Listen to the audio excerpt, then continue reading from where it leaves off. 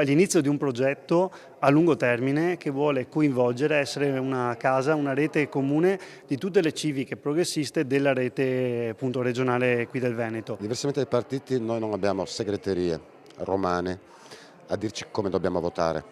Il voto in Consiglio regionale non sarà mai merce di scambio in cambio di qualcos'altro, cosa che purtroppo avviene a livello di partiti politici. Siamo persone libere, amministratori locali ed è una realtà importante nel Veneto che è fatta di volontariato, di persone che per passione, per amore della loro città si dedicano alla politica in senso buono. Mossi da passione politica, spirito di volontariato, amore per il proprio territorio, si definiscono cittadini liberi senza vincolo di partito e la stoccata è per il centrodestra veneto che attende ancora che a Roma Meloni, Salvini e Tajani decidano le loro sorti. Ma sono anche cittadini che nei propri comuni hanno maturato un'esperienza amministrativa che ora intendono portare in Consiglio regionale.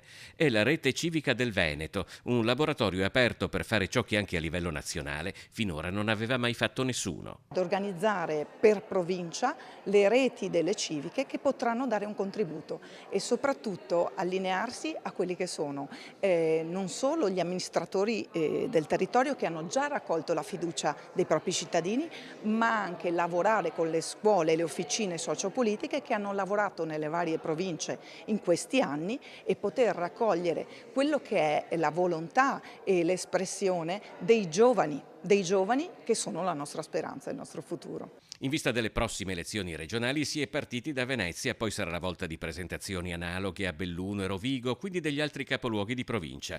Il progetto, come detto, è ancora in una fase costituente, ma di civiche che nelle città del Veneto hanno raccolto consensi elettorali ce ne sono parecchie. Per la provincia di Venezia il coordinamento è affidato a Luca Morosin, presidente della lista civica San Donà di Piave Città Insieme. Le persone ci hanno dato fiducia nel corso degli anni, continuano a darci fiducia rispetto agli impegni che ci prendiamo e al rispetto di questi impegni che traduciamo poi nell'essere nelle città, nei comuni dove appunto siamo presenti e anche negli atti amministrativi che andiamo poi a presentare. Ecco, quindi vuole essere un biglietto da visita, si può dire così, anche per chi sfiduciato oggi vorrebbe stare a casa a novembre, il giorno del voto. Se Rossella Cendrona ha vinto da civica le elezioni a sindaco di Silea, a Venezia Marco Gasparinetti è tra i fondatori di una civica di opposizione alla giunta Brugnaro che ha superato il 5%. A me come consigliere comunale si rivolgono tantissime persone per lamentare i disservizi della sanità veneta.